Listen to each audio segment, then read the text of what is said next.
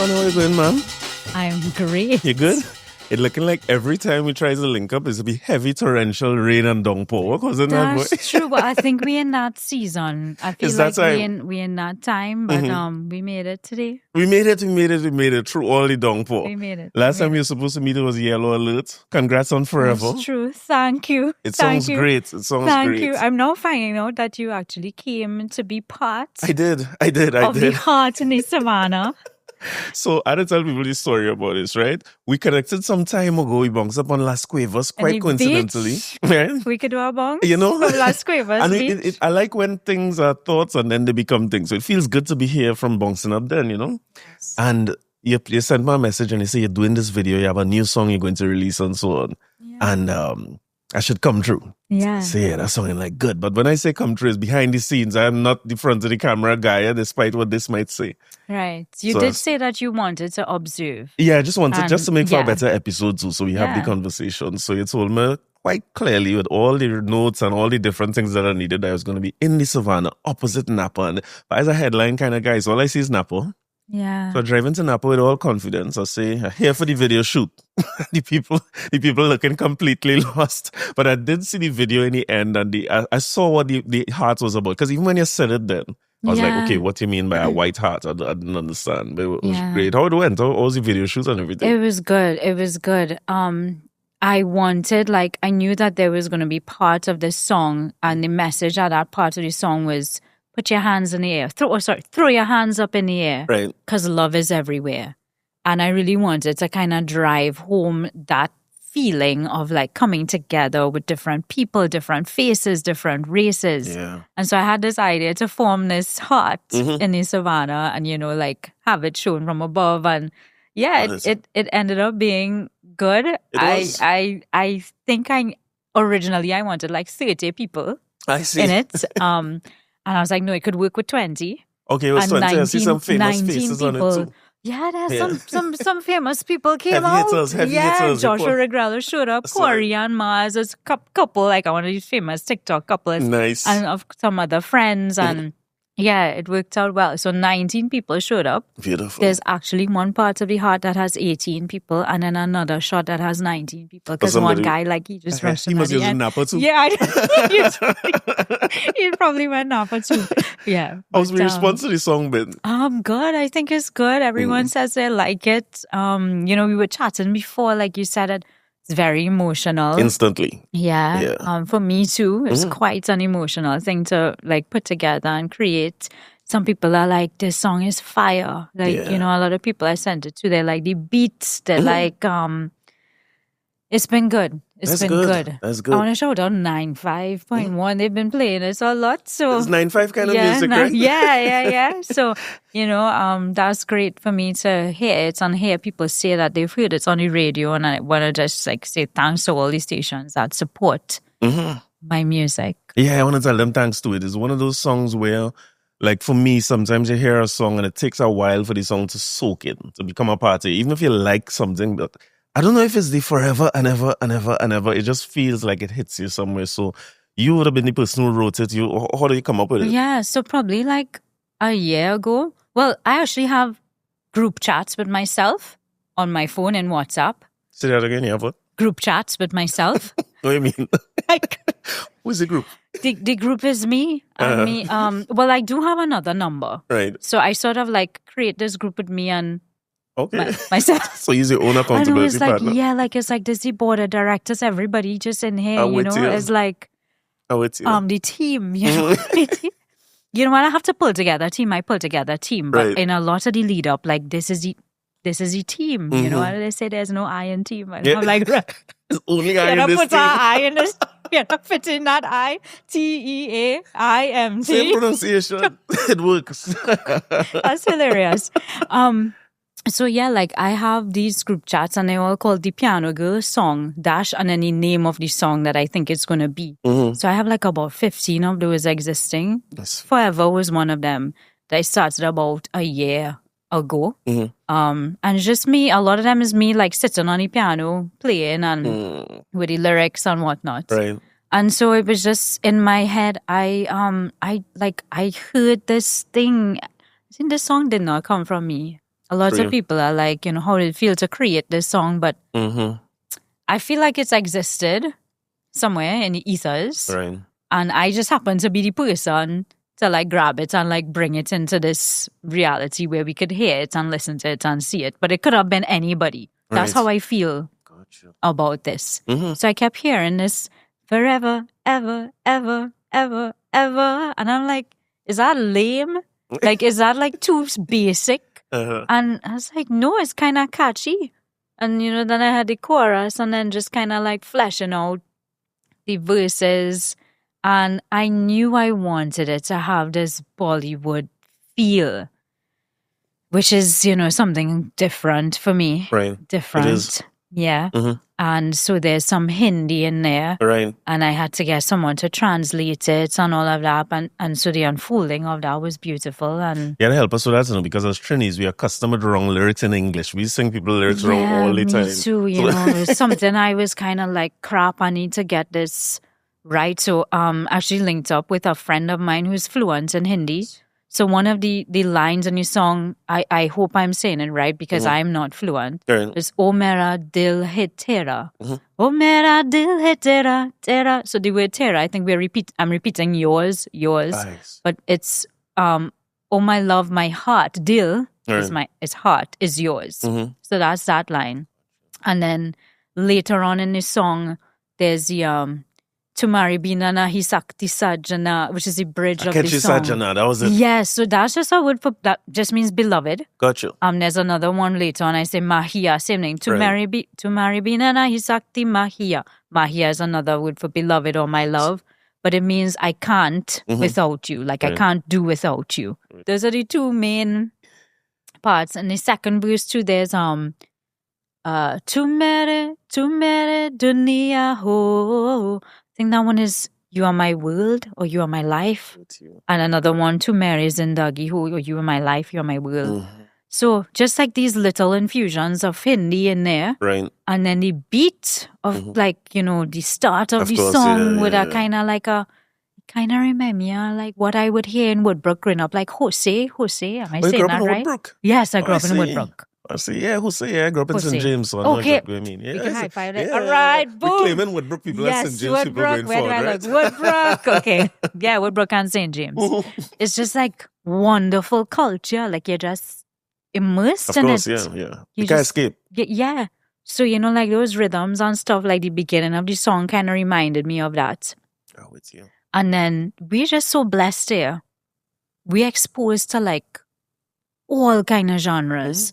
Pop, rock, Bollywood, chutney soca, Trinidad, rap, hip hop, like everything. Of course. So like you get influence by, just I feel like I was talking for a long time. Yeah, I was, I like that. That's me. Right. Okay. Yeah. But you bringing in Woodbrook explains a lot. Like for St. James and Woodbrook, I try to explain that to people because the influences of everything just kind of converges around Woodbrook in particular. And it is carnival. You can't escape carnival if you live in Woodbrook. Like you might remember so many times where when the avenue really starts to pump and become a liming spot, it used to be real problems with people parking in front of people's gate. They can't leave when it's time. And I remember Crowbar and them having issues. Remember them times?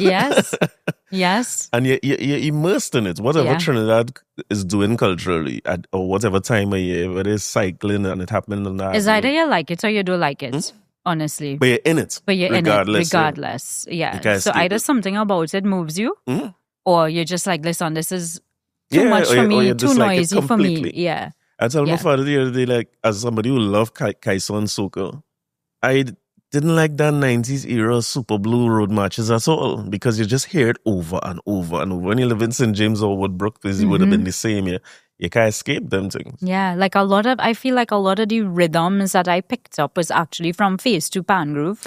Because it's Damien Street is where I grew up. Okay. And you could hear that like... Okay, so you half Woodbrook, half St. James a little bit. They're trying to claim you, No, I mean, it's plenty. Right Plenty of that. Yeah. It's plenty of that to me. And all of those, like, I would like drum a table on my lap or like feeling that... Because I have training in Western classical music. Right. But you don't get exposed to any of these type of indigenous rhythms or anything in Western classical music, right? You know, you have like very straightforward, you know, rhythms. Yeah. So I would say like that influenced me a lot. Oh, it's you. Yeah. I want to go back to those early days of you and music, but first I want to go back to the first message I ever sent Johanna, right? Okay. Which stood out. Wait, you sent me a message or I sent you a message? I sent you a message long time ago. You want to date something? The 11th of March. I don't know what date is coming out, but which year this year. Okay. I say, hey, Johanna, this is Corey Shepherd. Hope all is well. Reaching out to see if we could schedule recording the podcast and so on. So you send all the pleasantries and so on.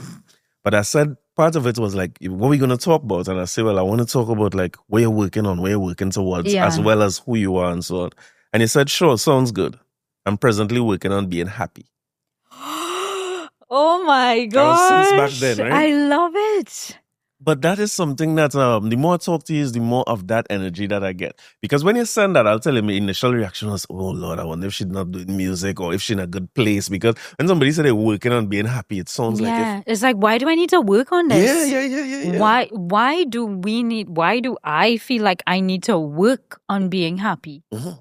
Really interesting, right? Yeah. Can't I just be happy? I would think so. I would think so. But the more I talk to you and your energy and your spirit, it seems like something that you put a lot of energy into. Yes. There have been times in my life that have been very chaotic.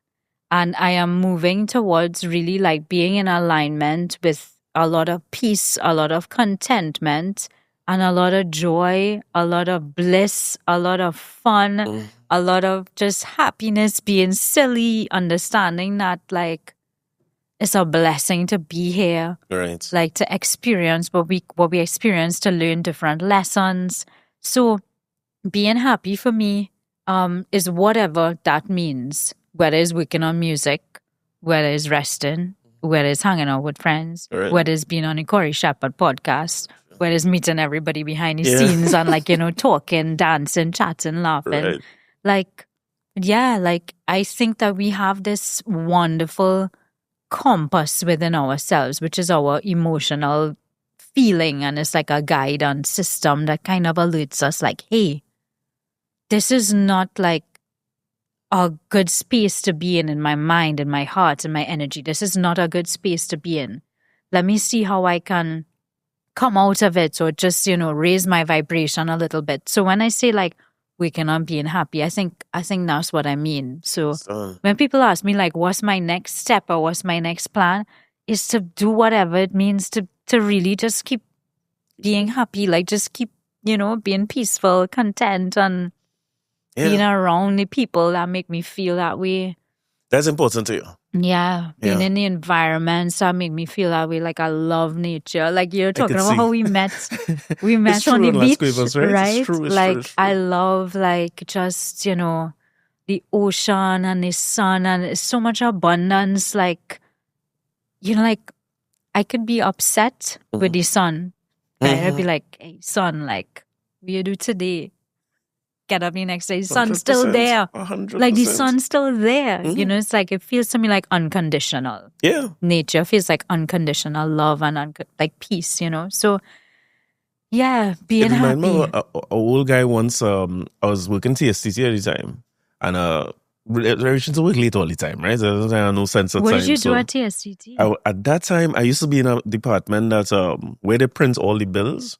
They had this huge machine that used to envelope out all the bills. Okay. And then we had to kind of gather them and take them to TC Post. So that was our job. Thousands of bills them time for the whole country. It used to take a whole month. So when your bill prints, let's say your bill prints today, it cannot print again until a month from today because of how much bills coming after that. Right, so it's just like in the... Because that's landline days, right? Yeah, like in the queue. Is in the queue. You already in queue.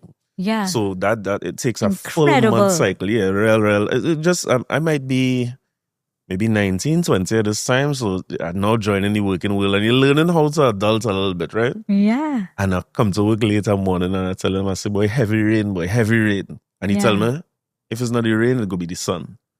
And that's stood out to me a lot. It's the same thing you say about you could be upset with the sun for real, but the likelihood is that if you're upset with the sun, you'll probably be upset at a lot of things. It's probably from within. So I was telling you before we started, there was a book that shifted my perspective on some of these things. a book called The Road Less Traveled. Yeah, I've heard of it. Heard of it. Something else. The first line in the book is "Life is difficult." So, do you remember the author of that book? Scott Peck. Yeah, I'll send Peck. I'll send to you. Yeah. I'm better at audiobooks. So let me put out audio one time. I can't still read so well. No, me too. Yeah. I fall asleep. Yeah, I get fall asleep to on the like audio too, 2 actually. paragraphs and I'm just like, but with the audiobook, Corey, you are right in that. Like, I find like you can put on headphones, you could do other things while you're listening to it, driving. Like a podcast. Yes. What I've learned is that, like, I used to be a little bit attention span short. So I might listen to the audiobook and realize that I wasn't listening for a stretch.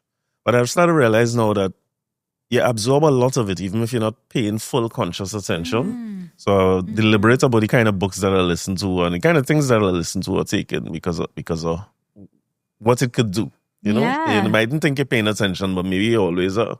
Yeah. So that message stood out to me. Be careful what we brainwashing ourselves with, course. Right? They hear this thing over and over, you know. That's why so I gotta tell you, right? I like how you say that, Johanna. We gotta tell you, Johanna listens to people's thoughts or the things that I say. So every time I say something that could be deemed to be lower vibrational, negative, or talk about myself, you pick up on it quickly. Yeah. Is it something that you pay attention to with your own thoughts? Like, it is something I have started to, and something I do, I guess with my friends. I don't know if it's annoying. Is it annoying to you? Like when I do it? No. Okay, you like it. Yeah, of course. Okay. It helps me because I don't see it some of the time. Okay. But, it is because I do believe that we create, like, I think we are such powerful creators, like such powerful manifestors, like, and we doing this thing instantly. So we go from like vibration, the thought to thing, and then it happens, right? And like, if I could catch that, now some of us really like have a wonderful way of, just moving in a very positive and enlightened direction. Right. Me? No. That I'm talking in past tense. Back then. Had not been. When Right. I say back then, is like 2024. So Okay. I like January 2025 was kind of like a turning point for me. See. So this is all new. I'm a lot older than Johanna. I had to tell Ollie that we established that when the beginning. 12 whole months. Actually, no, when is your birthday? Which February month? 17th. So it's less than 12 months. No, there's a lot. Because I'm in May. That 12 months. I'm in May. There's a long. So it's like 10 months. It's a long 10 months. How many days? I can't do that math. A lot. But it's like you are so much older. Yeah, a lot. Yeah, like I could just, see it in a way. number, in spirit. Yeah. In skin condition. Yeah, in every. Sorry about sidetracking you. No, this is fun. It's fun. It's all good fun, Corey. It's good fun. I don't know what I was talking about, but it's great to laugh. Yeah. So it's a good way to get us back on track. But you say that you pay attention to those thoughts, right. And you're shifting 2025. Yeah, like, and because I think it starts in energy, and then in thought, and then in things, things start to happen. So I try to catch it. I try to catch it for myself, and I try to find something a little better. They say, like, be kinder to ourselves. I really feel like if you could find, like, just a little different perspective, right. That just changes. Like, I feel a shift within myself. And then when I shift, people around me start to shift, and, like, I start to get, like, free fries and thing. Oh, you can take a note of that. No, like, no, because, like, the energy I bring into something, I find it really affects people around me and scenarios around me. And so if I could catch it and I could, like, lift myself, everything just seems to, like, flow better. I think so. I think your social media shows that. I think you radiate an energy there that people could feel via social media. I spent a lot of time on your social media over the last few weeks. So thank you. I appreciate that. It shows. Thank you for the views. Yeah. Of Keep course. watching. Of course. Yeah. I don't know. I might supposed to. So I was talking about TSCT and corporate life. Yeah. You are a parent's dream. You in the energy sector. You have engineering training and so on. Yeah. So what happened? Did you say our parents' dream? That's what parents want. Trinbagonian parents want you to do medicine, law, engineering, business. Am I not a professional now, Corey? Of course. Yeah. Of course. We are. Wow. We have some. I think parents want the best for us, and sometimes the best for us is what they knew. But that doesn't necessarily have to be what resonates with us or what we feel connected to. Yep. So I did my first degree is in engineering. I have a degree in electrical engineering. I worked in the industry for maybe like 10 or 12 years. Found that wasn't really aligned with me so much. And so then I moved into human resources.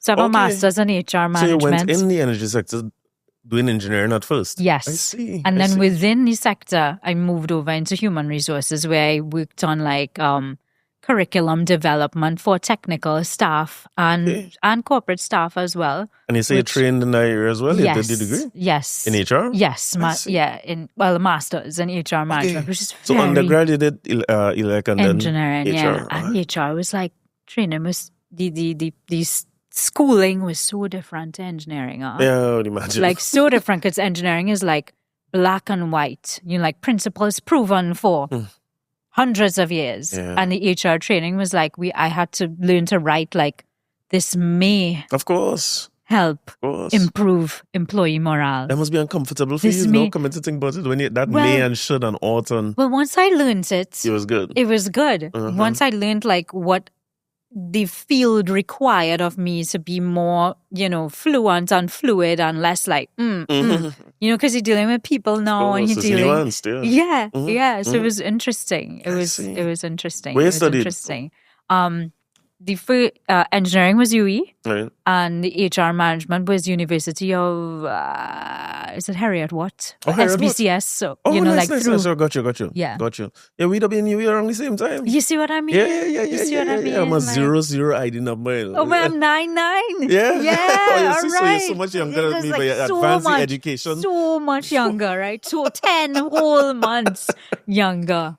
10 whole, a lot could happen in 10 months though. Yeah, a lot could happen. A whole next person could happen in 10 months. Yes. There's a body time it takes. Yes. So getting in that field, how difficult is it for you mentally to shift from engineering in the working world to HR? You already feeling that shift happening? Yes. Within my department, like there were things about my job that I really enjoyed. Like I enjoyed project management. I enjoyed working with other people. I enjoyed like training younger engineers. Right. Some of the core work, I would see my coworkers be like, whoa, a transformer. And I'd be like, I don't really feel this enthusiasm. Nice. Oh, you mean a transformer like the yeah, equipment? Like a piece of equipment. Like Optimus Prime. Oh, I'm into that. But robotics and stuff is based on engineering, Of course. But yeah, like pieces of equipment or, a substation it was good, but I didn't feel very connected to it. And I think I was good at what I did. I think I made a lot of difference. I think, I enjoyed working as part of a team. And I decided to say like, okay, can I like move into something that resonated a bit more with me? Now, I was always doing music, like some years ago, like I performed as part of Isaac Blackman's band in Barbados Gospel Festival. Like I feel like jump it up to the ceiling. Like so I was doing like things like that. I performed, different things like weddings, functions. But I did not come out and step out as like a soloist. Right, I see. Which was the change around 2019. Okay. So, yeah, like I was always doing music, but there was definitely a marked difference in 2018, 2019, where I was just like, okay, here's what I can do. Yeah, all the way to the edge, right? Yeah, it was kind of like a time of like nothing to lose. And I was like, well, yeah, let me just have some fun. I'll put a piano in the Savannah. Of course. That's how we introduced a lot of people in Trinidad. Yeah, that piano in the Savannah. But you can't get there. You don't get there just so way classical training start. You have to be playing from young. Really young. I was fortunate to be sent to lessons and stuff when I was like 4 or 5 years old. I have a sister. I have an older sister who lives in the States, and she was doing piano lessons as well. So we would kind of like, you have a sibling doing it, and you're doing it together. We play duets together. So yeah, it's I did have versus formal training, like grades in music from 5 up till I think around 13. Oh, there's 13. I thought they stopped at 2 where I stopped. But sorry, right. Where you stopped? Probably 2. 2 years old? I'm a real rum shop musician. Though. I play when I hear people play. But listen, I heard you do a whole, like you are a writer. Am I? You are a producer. I heard like you do a whole song that got very popular over the season. There's quite a novel concept. The lazy rum shop concept, when you grew up in St. James, you had to be able to come up with something. It resonated with a lot of people. It resonated with me. So, I mean, training or not, we have musicians and very famous musicians who have absolutely no training in music. It was funny you bring that up. I had Lou here from Freetown a few episodes ago. And, something he said sparked a thought in me, right? Because you have trained classical musicians or trained in any genre or field. But he was saying that so many of our musicians learn by rote. Yeah. Like I learned by watching somebody else play quattro. Yeah. Figure out what they're doing, try it. Yeah. And when you do that, you almost have to develop your own style. Because it's years after I really could play, I start seeing the people who I learned from, and I realize what I was hearing and what I did is not what they were doing, but again, a similar sound. Yeah. And I wonder if sometimes it doesn't, if there's not room for us to retool the education system to help the people to learn, like formalize the rote learning. Right. Maybe there's the opportunity to do that. So I do think now within the secondary school curriculum, like music is a subject. Yeah. I have not been in that system for a while. My son is in Form 1. He does music. He's playing keyboard too. Yeah. And so I think there has been a move to kind of... They're doing it better. It's better than when I was in school. People complaining. Lou was complaining about it too, the recorder thing. Right. But I think it takes some time to learn what instrument you really like and what you want to play. Oh, yeah. Yeah, because that's a whole discovery process Of course. Because I tried playing guitar and I was not drawn. I love guitar. I love to listen to guitar. But I was not drawn to it in terms of like how it felt and how my mind sees things. Like that was not working for me. And it was kind of big for me to hold when I was, tinier. Of course. Yeah, because you start from 5 years old. Yeah. So you're always drawn to piano, like from that young age you wanted to do it, or wasn't something your parents make you do it? I think because my sister was doing it, it's like, okay, somebody doing it, so I'm going to do lessons, right? Gotcha. And then it was a very natural thing for me. I had a lovely teacher as my first teacher. Just a very gentle, she's passed away now, but very gentle. Right. Who really kind of like took you and instilled like music in just a wonderful way. Like I'd have a big scrapbook, like drawing like treble, clef, different signs. Because when you're that small, like young, you like reading and writing. Of course, like, it'll be difficult. So she was just really nurturing. I think that was it. What's her name? Yvonne James. She used to live on O'Connor Street. Oh, I see. Yeah, in Woodbrook. Gotcha. Yeah. Okay. And I had several teachers after that too. But I think she really introduced that in it. And there may have been a time when I wanted to stop. Probably like around 9-10 years old. Okay. And I do think my mom would have kind of pushed me to continue. I didn't even stop for common entrance. Like, oh, that's nice. Yeah. That's not most people's story, right? Yeah. You usually most stop. Most people have to stop any extracurricular activity before common entrance, which I feel to be a mistake. Yeah. But I think that, it was kind of helping me, like in terms of my brain development and stuff like that. And I did stop theory. So you have practical, like playing, and then theory. And at the time, like you had to do up to grade 5 theory to continue in practical. And I was like, listen, after grade 5, that is it for me. No. I don't know why I want to know all of this. Yeah. Because my friend who was doing, like, he is doing his PhD in music education, was telling me like grade 5, grade 6 is actually like a university type, So imagine like you like 12 years old or something and you do like this kind of like what? Complex thing. And the thing is, for context, from 5 to 9, 10, you playing at that point in time. You playing. Yeah, I was playing. Yeah. So I actually like I'm a music festival winner. So I would have in the National Music Festival, I would have won my category in piano solo for under 12. And at that point, I was awarded the most outstanding instrumentalist of the festival. Oh, wow. Like at 11, And then I continued to win like in under 15 and other categories as I went on. But, like interestingly enough, at that time, like I didn't really think I was good. No. No. Really? Yeah, I had to go through a lot of life experiences.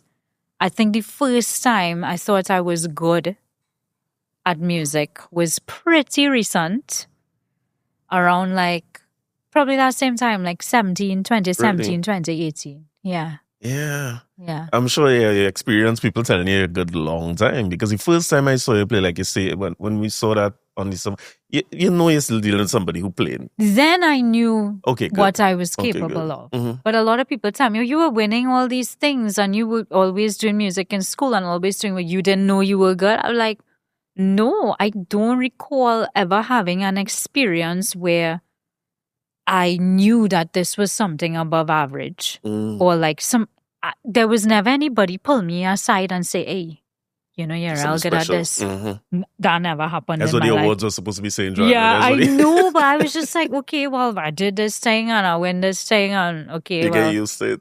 Well, I didn't think it was anything, until I realized, well, listen, I think I'm pretty good. I think I'm pretty good. Interested in life, from where you were there to that message you sent me where I just working on being happy is a big shift in perspective, right? Yeah. Big shift. So classical, anybody who trained music would know that typically when you're going through those grades, you're playing mostly classical pieces. Yes, you are. Where did it change for you? And you always used to play a lot of local music or different genres of music or interested in it? Yes, I think I was always interested because I would have had that influence, like living so close to Face to Pan Groove and hearing this and, like Len Bugsy Sharp compositions, like, oh my gosh, like I know some intros to stuff by heart, like is Mind Your Business. Yeah. Bum bum bum ba dun dun dun dun dun dun dun dun dun dun dun dun dun dun dun dun. And this is like we pick out the chords for these things. You know what they're doing. You're figuring out what they're doing. Yeah, like we working and figuring all these things. So like being able to mesh it, yeah, I would always. And then in school we would Convent Pottersmiths, where I went to school, St. Joseph's. We would was met our mutual friend Adele. Of course, our mutual friend. Big up Adele. Yeah, we were in class. We were in class together for a while. Got it. Is where like we would have school calypso competitions, and I would do like funny things with like I was like, okay, well, this person will enter through the Mission Impossible theme, like and we mesh that in with our calypso or. Like so you're playing like for the people who sang? Yes, I would play. But you entered as well. You sang too? Did I just sing? Played? I think I wanted to sing and my calypso was too controversial. It got scratched off. I want to hear the lyrics now. I'm not sure. So it was a time when do you remember there was this thing with a young girl wearing a hijab? I remember Sags. Yes, it was Sags. It was Sags. Okay. Yeah. And so no, the Convent was one too. There are a few instances of it actually. But we were not allowed to wear really any religious things. So I could not. So I grew up Catholic. Now I'm more like spiritual, open-minded person. But at the time, like I would have wanted to wear a cross. Yeah. I mean, people wear symbols for different things, whatever it means. Mm-hmm. And I had a song called "If She Wears She Hijab, I Wear My Cross." Oh. Yeah, so they're yeah, you want me to sing a little piece of it? Can I mean, yeah, so we like it. I said, remember it? I'm wearing my big gold cross and I'm playing boss. They can't tell me what to do, 'cause I have my rights to a playing boss. I ain't taking it off. If she wears she hijab, I wear my cross. Banned Johanna. Immediately. No way, Johanna. You cannot come up here in a Catholic school. No. That is not in keeping with a good convert girl, Johanna. So no, I did not sing that song. And I support wearing all forms of whatever you want to wear, but there are rules to play within when we are in systems and we are... Yeah, that's how it goes. Yeah. You think about the song and the idea behind it, it'll be a good concept because it's such a big issue in the country at the time. You should get somebody to go up in the monarch with that. Yeah. Somebody will sing it. Yeah. Somebody will sing it, yeah. So that almost in you innately. So the local music, I like that hearing that Bugsy is so interesting. You just they're beating that when they're rehearsing. Yeah. I mean, 20 times a night. Of course, you can. And playing it slow too. Yeah, of course. And playing it fast. Or section by section. I learning the whole thing. I just, I learning it, Sure. Yeah. So even while you're doing your corporate job, you're gigging and stuff at that point in time, or you're playing out? Yes, off and on weekends, like weddings, funerals, memorial things, little functions, things like that. Yeah. Is it typical Trinidadian home where everybody come home and say, oh, they play? Yeah. Yeah. All your siblings play instruments? It's just a brother and sister? It's 3 of us. Right. So I have an older sister, a few years older, not that old, 10 months times of you. Her name is Christine. Right. She plays piano, pan. I think she plays a little bit of guitar. She sings too. She works in the States, so she's a scientific consultant. Oh, nice. And myself and my brother. Yeah, so we all play. We're all very musically inclined. And you all play multiple instruments? Yes, but I mean, piano is my strength. Right. I could play a scale or 2 on a steel pan. Actually did exams on pan, really? like UE Creative Arts Center exams. But I can't, Something like the same thing you say about piano in the early and like nothing special and you get all right, we take it here. And my voice is something that I really gained a lot of confidence with probably in the last 2 years. But where did it start? I was a member of the Marionettes Chorale for many, many years. So I'm a choral singer. I sing in church, I think too. But I felt like when I was there, I more like to listen to harmonies, how harmonies sound all together. And like we would sing like, oh gosh, Corey, there were these very intricate, like 8-part harmony a cappella songs, right? So no accompaniment. Right. So when you sing in a part on the inside, like you have to hold your own there and you hear in like, and one of these things that the choir leader would do actually like to get a better sound would be to like mix us. So it's not like sopranos here, altos here, tenors. It's like you mix Might in. Be next to anybody. Yeah. And you like, for me, it wasn't like opposing. It was like me singing my part and hearing how it blended with the other two. So I enjoyed that aspect of singing in a choir. And I had all these songs in my head like forever. Like there are other songs too. Right. And I was like, who going to sing this? Like, it had to be me. So, actually, in terms of like the Savannah Grass cover, right, I wanted to write arrangements of soca music for piano for people to play. That's really how that idea started. And I'm working towards actually making those arrangements available, which is something that, I'm working towards. But then I was like, who gonna play this? Like, how do you know how it sound? Like, I had to play it. So that's how I end up playing these things to say, like, let me show you, like, let me show what this could sound like. Because I don't think I originally wanted to, like, be seen or be in the forefront doing this. Right. But when I was like, who are you gonna give this arrangement of Savannah Grass? And what's the other thing? Plenty girl have man, da, da, da. Like all of these songs, I get if a single Orlando Octave. Who are you gonna give this to? Which pianist are you gonna say here? Yeah, you do it. You play this. I'm like, well, it had to be me to push this vision. Like I had the vision. It's kind of hard sometimes for people to see your vision because it's your vision. Yeah. And it's different when you execute on your vision than when you do it through people. So I appreciate you taking that step. I always saw it as, seeing it initially played. Maybe it's the way my mind works. When you see somebody play as well as you do and you're silent vocally throughout the whole thing, it's almost like you see that person as they don't talk. That's how my mind is work. Like that person doesn't. Yeah, exactly, right? Exactly. And so for a long time, like I wasn't comfortable really with like talking. I like to talk a lot more now. I mean, I always talk in my personal life. Like I'm one of those people like always on the phone and we just like exchanging thoughts and Got you. I love to talk, but the public talking. Yeah. And so finding my voice singing actually helped me speak up more and also in my personal life helped me speak up on things that I wasn't able to speak up for a long time. I was doing a lot of people pleasing. I was, in these roles of, so that, people tell me like, what is this? I don't know much about chakras. Sure. But they say like my throat chakra cleared in a way. So now, and some of it was because I wanted to sing my own stuff. Like, who are you going to give forever to?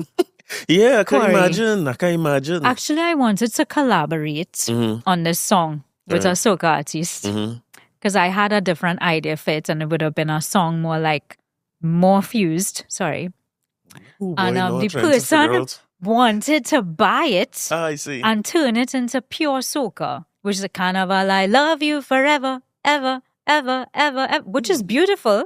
And I'm like, it was not the vision. Why don't you remix this song after? Like, I don't mind if you, remix this, but he didn't have a collaboration in mind, right?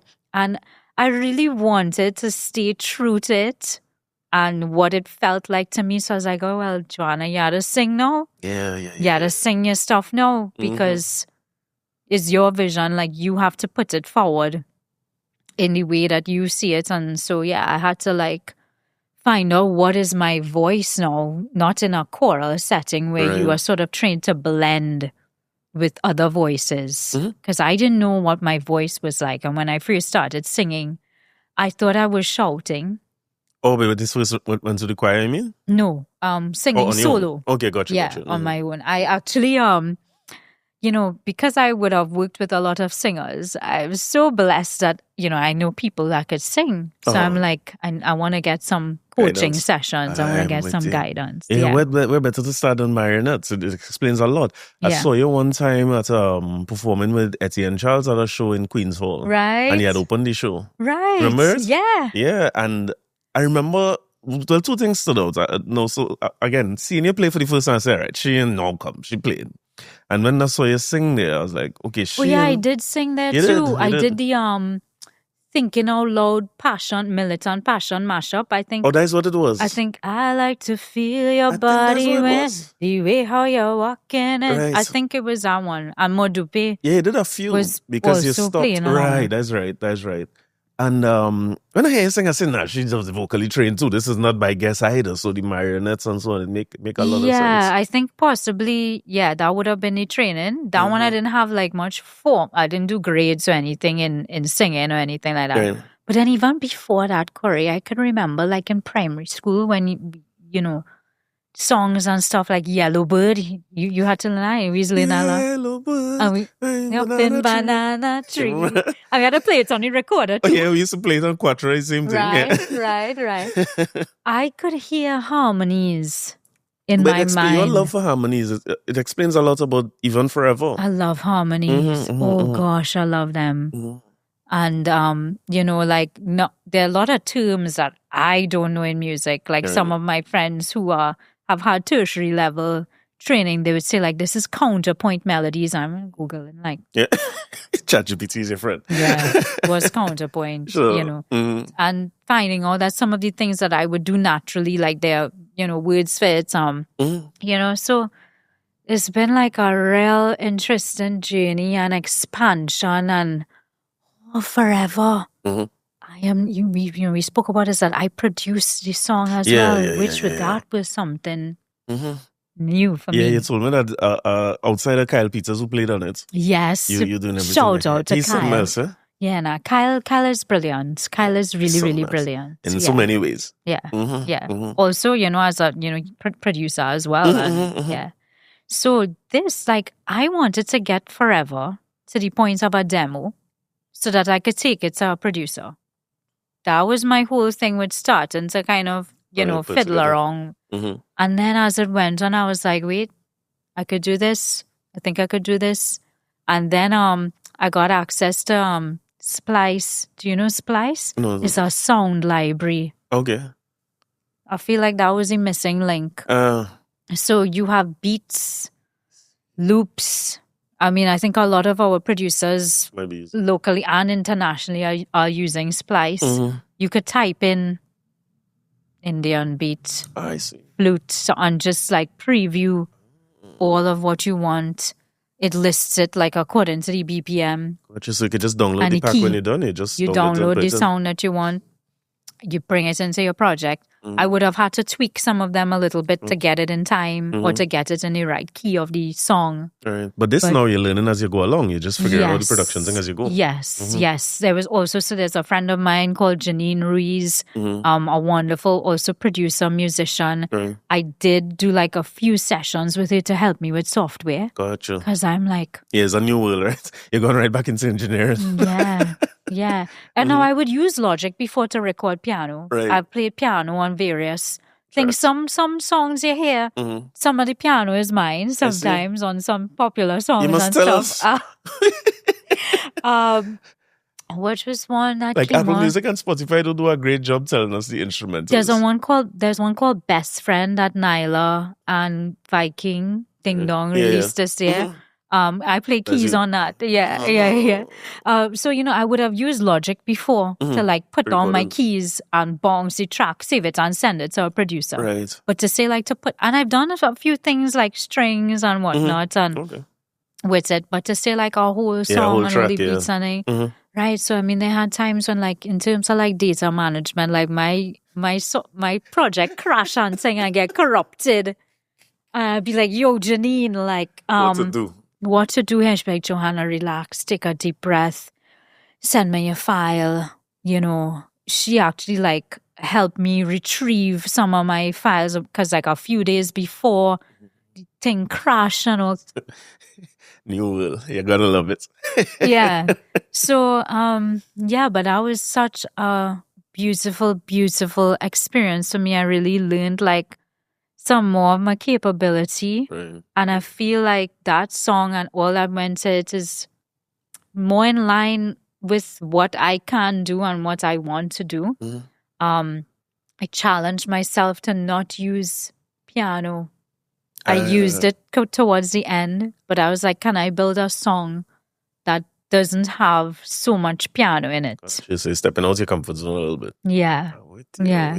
I mean, everything I built using a keyboard. Right. Because I'd have played the same, Makes sense. But and the introduction of like this sound library with splice with these beats, like just Yeah. When I find these beats, yeah, come out in the end. Sorry, boy. Like, the final product is something else. Because people are saying, like, Johanna, we listening to your music and we doing meditation and we doing yoga. Great, which is great.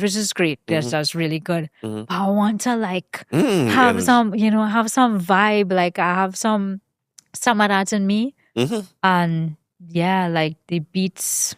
I like the beats. Gotcha. So getting some of that out there was also with Long Time, right? Because Long Time is soca, no? Yeah, there was Long. Thanks for reminding me about Corey. I just forget what I do.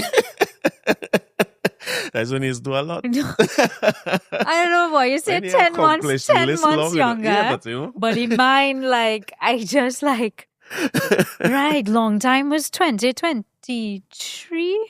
I think. Okay. And that was I also co-wrote that song with Kyle Phillips, who's Bad John Republic. Of course, yeah. Father was here the other day. Kenny. All right, shout out.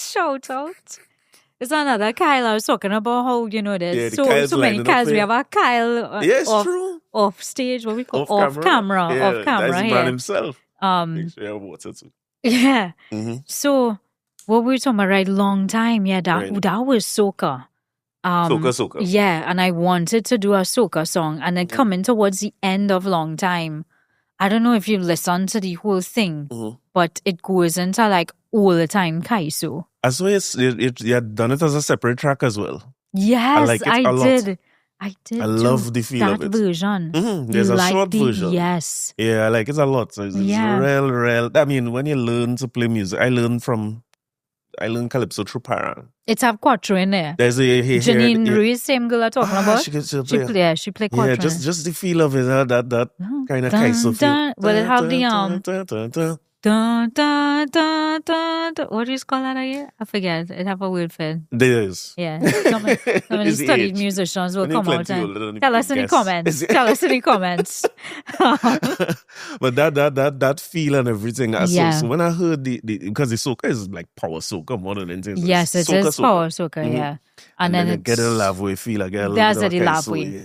it switches into that. Have you seen a video of it? No, I didn't see the video. Okay, I will send it to you. That was another video that you put together. It's scripting and coming up with your ideas. Yes. And of course, the videographer also like has their creativity in it and whatnot. But like, yeah, like I could see. So when I write and arrange music, visually, I have an idea of what I want it to look like as well.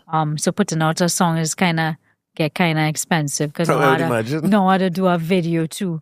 And the quality of videos, I was telling you, is aces. Thank you. So I'd ask you about that. What does it take to make that step to do that Savannah Grass cover?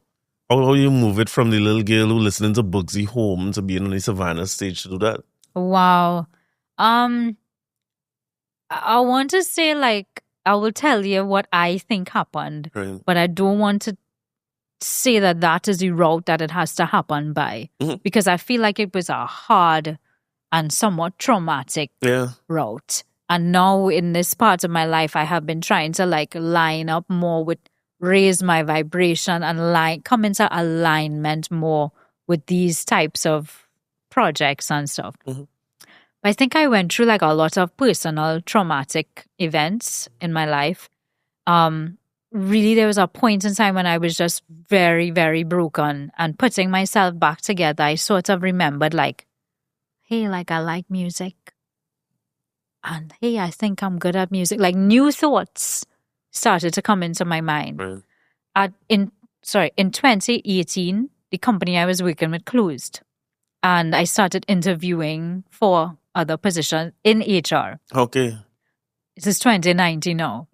I did 2 interviews. I was unsuccessful, which, like, Johanna, we regret to inform you. Yeah, you like them emails, right? I went to like a recruitment agency and I was like sitting there talking and like, I just kind of feeling that like something off.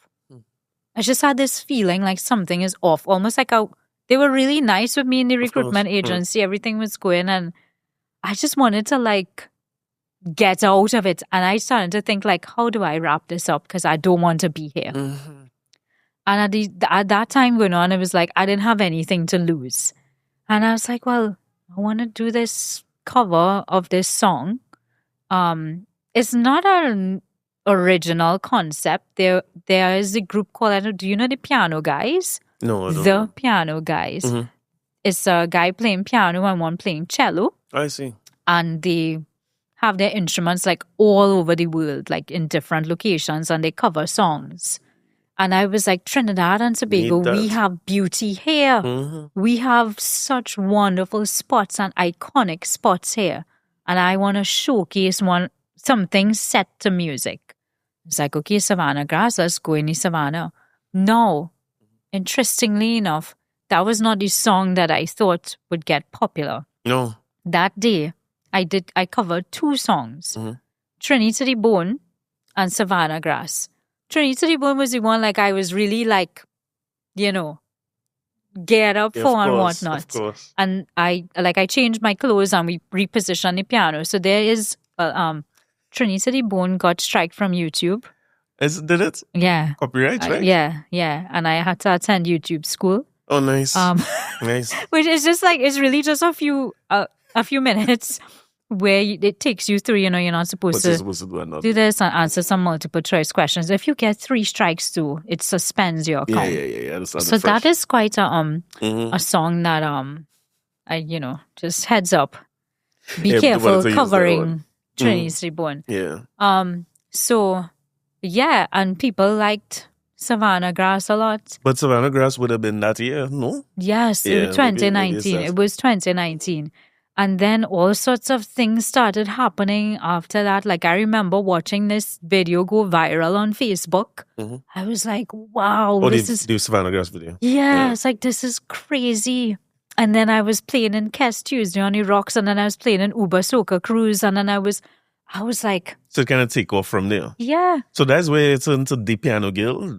So Uber Soca Cruise, I was looking for a name that would mean piano, but that would not limit me to one genre. Because people were saying soca pianist, people were saying... And on Uber Soca Cruise, people kept coming up to me and saying, "You the Piano Girl?" because I have my whole name, Johanna Chukaree. Of course. Johanna Chukaree is quite a long name. And they're like, "You the piano girl?" I was like, "Yeah, you the piano girl." And like, I go on online, is this name taken? And that was it. The piano girl. You little like Trinity, the piano girl. Yeah, the piano girl. And that was the end of that. I didn't think too much about branding. I didn't think, because some people don't like to say the name. I think they feel like they're disrespecting me to announce. We now have in these corporate formal functions, the piano girl. But I wouldn't think so, to be honest. But that's like the brand. If you come up to me outside and you're like, "Hey, piano girl," or "Hey, that is very Trinidadian. People say, "Hey, wait now, you're not the piano girl." Yeah, that's it. That's me. That's me. So call me it. Like, I want you to use that name. Noted. I love when people, actually, I want that necklace saying DPG. Oh, that's nice. Like, like I love when people use the name. With the introduction of singing, I was like, people ask me, "Are you going to like change or rebrand and produce?" No? Yeah. I was like, you know what? No. Done here already. This is just, this is what it is, and everything is under that brand. I love it. It's something bigger than me. Of course. Yeah. That's how it goes, right? With brands, right? So, Trinity to the bone, I guess it makes sense. I would have thought that would be bigger too. Maybe it's just my reverence for that song and the people who sing it and that kind of thing. Yeah, great song and very patriotic too. But, funny enough, Savannah Grass as a song itself started to become that without saying as a Trini. It became a signature of the Trinbagonian in its own way. Yeah. I think a lot of things happened with Savannah Grass that year too, because I remember the song, is reminiscent of the several songs that were there before, right? Right. So the same kind Which of chord song structure. isn't? Yeah, well, that's Which song isn't? Thanks for saying that. Yeah. The chord structure is familiar. Yeah. So that was that, and it started to pick up, and the kind of ode to the Savannah resonated with a lot of people. And it started to resonate with people outside of Carnival, because as somebody who grew up where you grew up, kite flying in the Savannah and what Easter is like. And it started to build and build. And then it was the Pui. Right. And then Kes did a video, and then his father had a dance, and it was dedicated to his father. And and you gave that song, you just elevated it again. Thank you. I wonder if you accept that you would have added a whole lot to it. I didn't until there was a conversation that Kes had with me on Uber Soca Cruise. It was, just a lovely moment where you get to one of these things about that environment is like you get to mingle with like guests of the cruise, mingling with like artists, and you just everybody just all together. And he said, his father had passed away, right? Yeah, buddy. And he said, when he started to see like people covering his song and the version that I did, it sort of like fueled him. It gave him an infusion of energy, which he then gave back out. Yeah. And this is the thing with inspiration. It's not a one-way street. Like, I am inspired here sitting today talking to you. Boy. I think you are, I hope you are inspired by me. Yeah. And like it goes back and forth, and it is just this wonderful exchange of energy. And like, I do understand that what I did with this song and how it moved people. I think I understand that now. And I mean, it was like my honor, like to be able to do that. Yeah, well, let me lay it on a little more there too, because I think more than just I'm taking good. it. I like that. I'm soaking it up like in the sun. You are my sun. That's what we're here for. Corey. I like that. I like Shine that. on me. It's one more time. Shine on me. I think one of the things that made it very, very powerful for me too is just that the experience of learning music in school. Right. It is so, I feel it to be a little bit limited even now looking at my son grow, because he had this experience the other day where he's playing keyboard too, and he's good. He I guess his grandfather and the musical people, he have it in him. Yeah. And in blood. So I hear in the touch, when I hear him play, I say, boy, you could play, but yeah. Just like what you said about theory, he gets maybe a little bored or frustrated with the kind of pedantic process. But you had to go through that. Your fingers had to get wise. That's just what it is. Yeah. But I saw something light up in him recently when he was playing. I was practicing for something I had to do for the podcast. And I think this song was also a Kes song. Is Miss How's your name? And I was practicing for something I wanted to do. You were practicing meanwhile? I was only quartering in the next room, just playing it out. I feel like we should have had our instruments today. We had to do our next one. All right, good. I'm glad I didn't have to ask. Okay. So I'm practicing it and I hear him sing. And I went to him and I said, boy, you know these chords? And he could play all the chords. Nice. Because he told me, schoolboys, so they have a teacher named Miss Fortune. Okay. So every time she leave the class, all the whole class say, Miss Fortune. I love it. And how they fit it in. So I Miss say, well, Fortune, yeah, that works. it's sweet. So I say, well, I let him play the chords first. And when he was playing it and I play along with him, I started to sing it. And he said, what? You could play that with this? And I was like, yeah, music is music. The genre thing is a marketing thing, but music is music. Yeah. Thank you for saying that genre is... Because I find it quite a limiting word. Yeah, of course. I would imagine for you in particular, I would imagine you would find it limiting. Yeah, sorry, go on with the story. But no, I just saw how it unlocked in him because this is... Kes means a lot to him. Right. And the song means a lot to him. And Misfortune mean a lot to him. And when it localized or made it relevant for him. Yeah. I saw a different energy when he come from practicing next week because when he went, he say, I play it for them and anything, and all the boys sing Misfortune. I said, well, that's what music is. Yeah. Music is plenty borrowing, plenty learning, plenty experimenting, and it's more similar than we think, this whole genre thing. So I felt like if you unlocked a lot of that in a lot of people by playing that song. Somebody told me, like, I make piano look cool. This is what I mean. Somebody told, and I never thought about that. That might be why the thing went viral with Savannah Grass, because it's relevant to people who, the younger people is always make things viral, right? Despite what we like to think. So when they latch on to it and they share it with their friends, it's like, look what the song's like. And I think it didn't just play the song, it's a different arrangement, the way he introduced the song. The look. I worked real long on the introduction. You did? The introduction to the song, which is just like probably 15 seconds or something. I think I worked on it like maybe a week, like a little bit at a time, thinking like what could really introduce a song of this magnitude, like, you know, there are elements of this da-da-da-da, I'm singing it wrong here, da-da-da, but it has the chorus in it. The introduction is da-da-da-da-da-da, and it was almost like, I remember somebody saying this song is like a calling of people to come out. Of 100%. So that, like, I thought of like a community, and so it has some gospel, like a chord progression in there, which almost feel a little like communal, calling, come together. Yeah, and you know, then it has some little, you know, things in there, sprinklings, which are me. But yeah, I really thought about this introduction. You know, people talk. There were several people I showed it to who kind of told me, like, you know, we don't like this. I mean, like industry professionals. This is always, by the way, I want to say, when you're doing something different and out of the box, please don't listen to anybody. Listen, your voice please, internal. like, because it's your vision, is my vision, is our vision. It's only us know what it's going to look like, and it's very hard. At least for me, it was very hard to find people to line up with that. So people thought I needed to change that. And in the end, I was just true to myself, and I feel like when you're true to yourself and you really believe in yourself, like I'm saying, Corey, we have to believe in what we are doing so much and so like unapologetically and with such conviction that the people around us have no choice but to believe in us. We feel the vibration. Yeah. Is you tell me about the streams of success, you know? Yes. So if you believe in yourself, there's no failing. There's no failing. And you know, it's so reminiscent. When you tell me how long you work on the intro. Yeah. And then you also tell me you was a little girl listening to Bugsy. Yeah. It kind of makes sense. Because that's what one of the things that Bugsy is known for. What happens in the opening. You, like, okay. I did not put this together. Me neither. But I put it together now. Okay.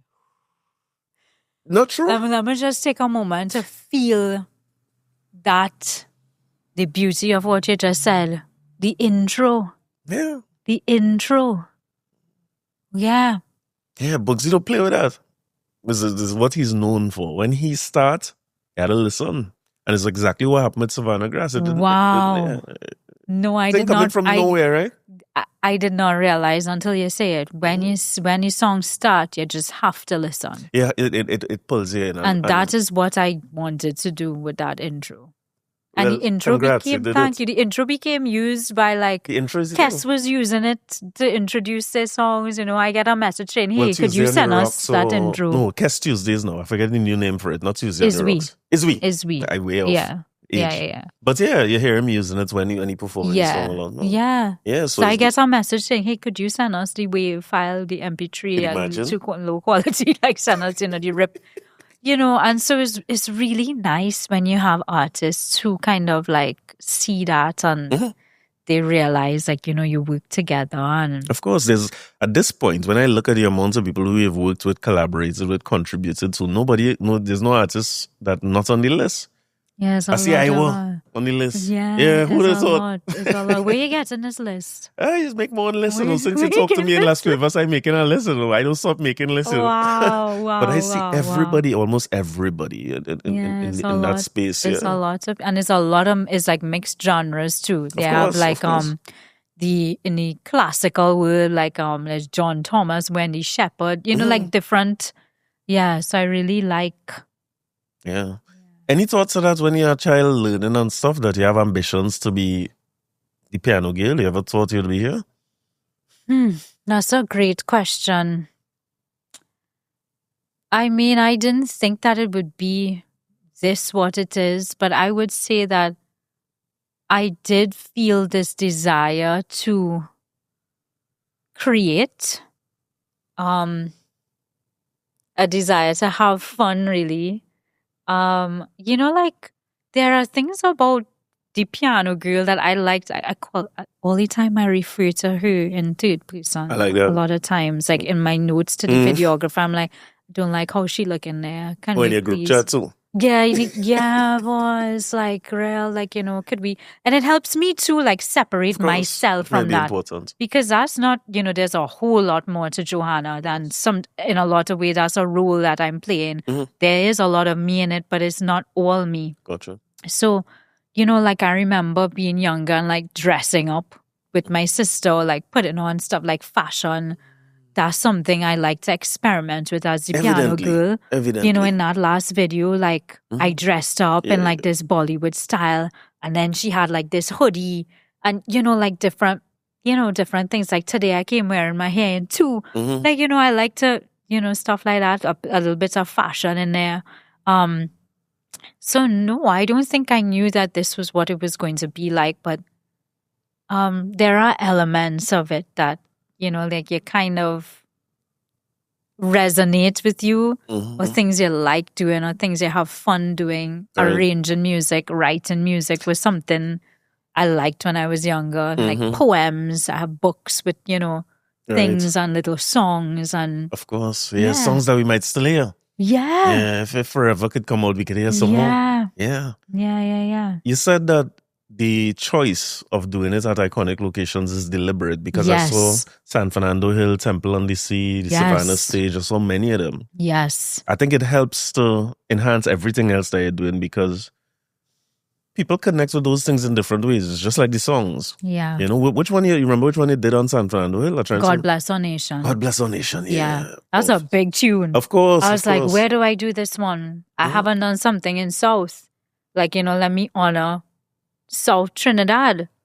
And I was like, this hill, like, we get shots of the hill, and it was really a powerful place to be, like around this monumentous piece of rock that is just like the earth, like, so there's a lot of, and when I record in locations, I feel a lot of the energy there. That's good. I was going to ask about that, because our iconic video to me, Ricky Jai had done Sumintra up there, which was his first real breakaway hit. One of the first songs that I really called Chutney Soca, before that they would say Indian Calypso. Right. And Kenny was talking a lot about that. He was our main contributor. I like to tell Kenny he's one of the inventors. He don't like when I say that, but he's one of the inventors of soca, Chutney Soca.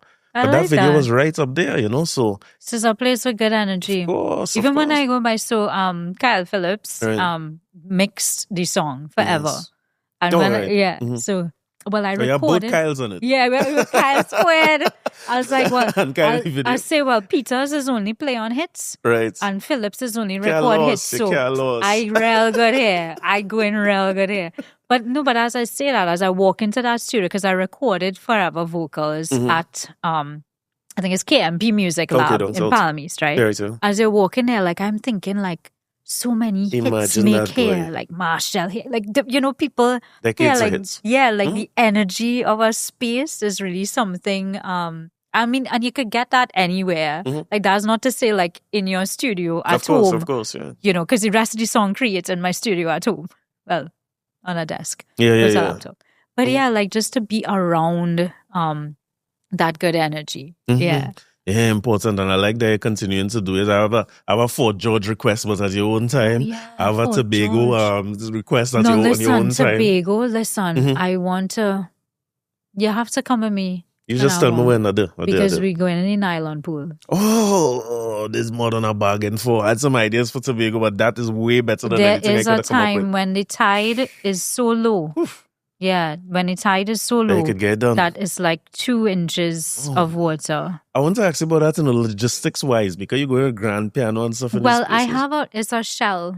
No, Savannah Grass is an actual piano. Right. An actual piano. We're like, I don't know, 500 pounds, and you're like 9 people and a hydraulic. Oh, shout out to Simon's Musical Supplies, because he was the one that brought the piano there in the Savannah. Nice. I have a baby grand piano shell. It weighs 150 pounds. The legs come off. A keyboard sits in it. I see. When you see a lot of my videos, so probably beyond 2020, anything beyond there is the shell. Oh, okay, well, it makes sense. Yeah. Easier, right? Less stressful. It still had to go on a truck. Less expensive. But yeah, I would imagine. Yeah. Yeah, a lot less manpower for it. Yes. So I want to fast forward to one of your a place that I saw you appear. Where I felt really, really good was you having fun at Bigfoot on 12 and under. Oh gosh. Oh. I was actually a 12 and under semi-finalist. Oh, yeah. A bus in the semis, boy. Oh, good. Yeah. But you were there. I didn't make it to the finals, but I won my prelims and I went on to semi. So yes, I would have been around Uncle Morris. Yes. Yeah. Playing and so y'all, what was it like now for y'all to be doing this in your own space in a whole new era? No, that was a really great experience. And for me, like interacting with the young people, I enjoyed a lot of that. I enjoyed that a lot, and working with Vonette. It was great. So y'all seem to mesh. Yeah. You know, they look like all was hosting something for a long time, and we'll only get together. It looked like all you've been doing I would tell you, like, I really like connecting with people. I like connecting with people. I mean, what did you think of the Forever video with respect to me and the male lead? Did you see a connection? Yeah. Okay. For sure. We didn't know each other. At all? No. So, like, I thought I was Mr. Piano Girl and you convinced me completely. No, I mean, shout out to Jeremy. Jeremy is a model. I think he was Mr. Canopia some years ago. But yeah, so like just to bring it back to that, like I love connecting with people. And if there's something that me and you could connect on, whether it's music, whether it's young people, whether it's like, so, you know, like Vonette and I would have just connected and brought that energy to do what we had to do and supported each other to get it done. I mean, there were some challenges, like for myself, like there was this time where there's one teleprompter and I have to like play and read the teleprompter and watch this way. And I was like, what? It was good. It's live and thing or it was recorded? Yeah, you could. Some of the episodes, well, no, it was recorded. Okay, good. But yeah, I mean, but I guess you still want to flow straight through. I still have to get my yeah. So it was good. We had a good vibe, and then there was also Tim, right, co-host, right? Yeah. But my behind the scenes, and he have real good energy too, and it was just.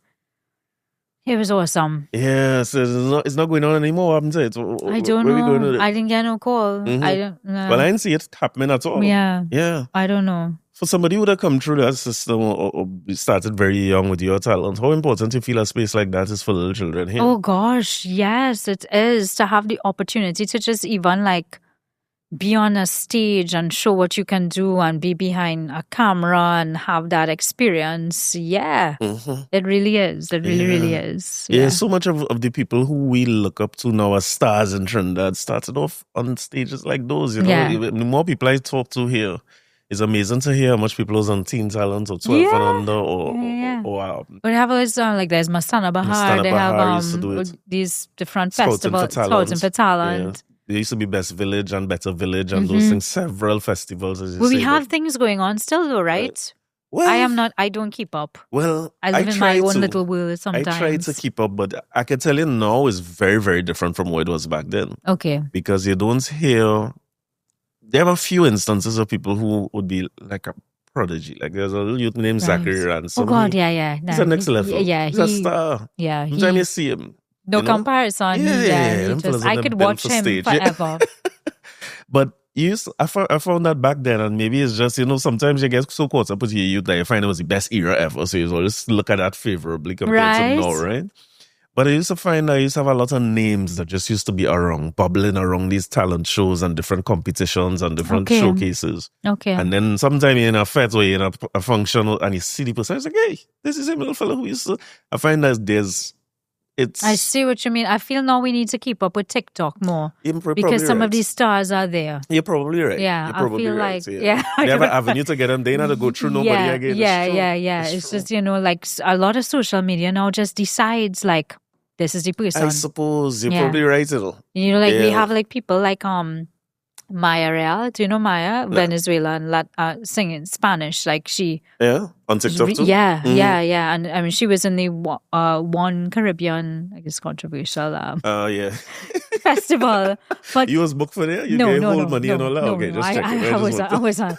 I didn't get that call. Yet. Yeah, you never know because it's still going on. It seems to be the festival that never ends, But yeah, like we have all of these people like, maybe the focus is there. Now we have social media, really people like the audience is coming out and saying, hey, this is what we like. This is who we want to hear. We don't need to win a competition anymore. Like the people have spoken. We have spoken. We are using this song. We're singing this song. We're doing this dance. You know what I mean? That might be it. So it might be like a change too. Yeah, just a shift in the whole landscape. Just a shift. Yeah, because I was looking at Molly, who was booked for the Caribbean Festival. I was glad it's able to do it. So like it breaks all the borders. You can do it pretty much anywhere. Yeah, like Gladys. I mean, her remix of that song, like we have like stars in Dubai and like singing. Yeah, it's all over. It's just like break barriers. Like boom. No red tape. What is that? Yeah. Red tape. No to TikTok. Get pass, no more gatekeepers. Yeah. All right, the red tape is. Yeah, let's hope it goes, Oliver. Yeah. Yeah, let people rise Anything to the top. is possible. So when you get back that call for 12 and under, you're going is something you enjoy? Yeah, I would love to. I would love to. I would love to. And also like, talking more on like media and like doing like who's, like you, like... I know. Like, I like that. I like that a lot. Yeah, it's so funny when you say that, you don't have to talk too much. And now, you're comfortable talking about whatever and to whoever. Yeah, I feel I used to be a little hard on myself, Corey, in terms of, I felt like I had to know all the statistics to talk about all the, just, I had to have all the information. And then I realized somewhere along the line, if I just speak from my heart, everything will just line up and everything goes well and the conversation flows. Mm-hmm. So sometimes when I'm asked a question and I just say like, I'm not sure because I don't know. I don't have the information to answer that question, and that's honest. That comes from my heart and that's authentic. Yeah. I don't know everything. I can't know everything. Yeah. And once I just speak from my heart, like I think once I realized like to just be me, talking to people and doing things like this became a lot more natural for me. Yeah, my old fella in Jamaica, kind of peanut vendor. Mm-hmm. He tell me, he said, message don't need no direction. Message don't need no direction. He said, people is find the right audience. He says, the rightful audience is find the message. The message will find the audience, Yes, the audience of, yes. Yeah, he said, and I think he was making the point to me, I mean, things have a way of unfolding themselves over time. Oh, yeah. Like when it's the great unfolding. Then, but I also felt it to mean like I might be the right person for the message, but it might be the right time for me. So when the right time comes, the divine alignment. Yeah, I like that. That's what I said to say. Mm-hmm. That was like Savannah Grass. are moments of alignment. Yeah, boy. When songs that make it big are moments of alignment. Or anything, like I knew that day leaving my apartment, I knew like my life wouldn't be the same. Serious? I had that feeling. And I smiled and I closed the door and I went and do it. Like, beautiful. Yeah. That so must there be have nice. times when but in your life too, there would be. Yeah, for sure. Yes. You kind of feel these shifts. Of course, yeah. There's these tipping points. They come. Yeah. But I'd ask you as well, because I saw your post recently where you said you did a performance, you didn't do forever, and then somebody come and say, well, where's he seen it forever? Yes. So I performed, what day is today? Tuesday. All right, Tuesday. It's a day during the week. So this weekend at it's the Eldorado Lions Women's Club. It was an event. Right. And the event got like delayed a bit, and I had 2 sets to play. And I had I had Forever in my second set. And I was going to do this song, and I got tired. There was some waiting going on. Right. And then also what happened was, because we had to shorten things, I had to do my set now while people were having refreshments. So it was a different mood, a different vibe, a different... And I just like, I'm not going to do this. I also had to shorten the performance a bit. Okay. And I dropped that song. Right. Because it was like something new, and I'm like, why really going to put a lot of energy, out to sing this song? And, I didn't do it. And then afterwards, somebody came and said like they were looking forward to hearing it. And I was like, okay, that's a good lesson for me to have learned, a good experience to have, because you never know who's listening. You never know who looking forward to hear that. And as an artist that got popular doing cover music, right. It is sort of like, I am working through insecurities with performing original music. Yeah, more comfortable to do the covers. Yeah, because people know it and people sing along and whatnot, right? Yeah, and see how you had them in Queens, all of us. Yeah, we singing along, going on the songs. Yeah, because you know the song. Right. But how is somebody going to know your original song unless you sing it? Yeah. Like, is you had to sing it? Yeah, is you had to push it? Is you have to, like, I'm going to ask you to do a little bit of Forever. So what are you supposed to do? Are you supposed to sing along with this song? I'm going to love you forever. Ever. Will you stop singing? Yes, I'll leave you never. Ever. Mera dil hai tera. Gonna love you forever. Ever. That's it. That's all. That's it. I don't know if I could have survived that. Yeah, no. It was good. Musicians make me nervous and all. They say everything and all. You are a musician. You are a musician. Well, accepting all your words, I think your words come with a lot of weight. I think they come. There's something special in talking to you. I think you did say that you work on your own energy, the way you listen to yourself and so on. You're working on mine. I'm giving you full permission and consent to call me out or you have good gently energy. suggest. Same. We're looking forward to this for a long time. Like the song say, long time, right? Long time. I feel. You song say, I only seeing you, all on the media, I only feeling you from a distance. And everything I do, always watching you. Yeah, like me. And everywhere you move, love is instant. It's true. Yeah. It's true. Always watching. So the thing about it is, just like you do it forever and the person asks for it, especially, that's my request, that long time, especially the Calypso version, keep it in your set. Thank you. Yeah. People are to hear more of the piano girl. Thank you. And she says, okay, to come up to her and say she's the piano girl, Yeah, right? like, the piano girl. I love pictures. I love meeting people. Yeah. I love connecting with people. Good, beautiful. Well, no better place to end than there. And congrats on everything you've done. And that little girl in Woodbrook playing alongside President, Prime Minister, award ceremonies, artists, traveling. Thank you for having me. It's my pleasure. I've been looking forward to it since we said we would do it. So I appreciate it. And we're doing it again with instruments next time. Yeah, let's come back and jam. All right, perfect. I'll learn to play by then. Thanks.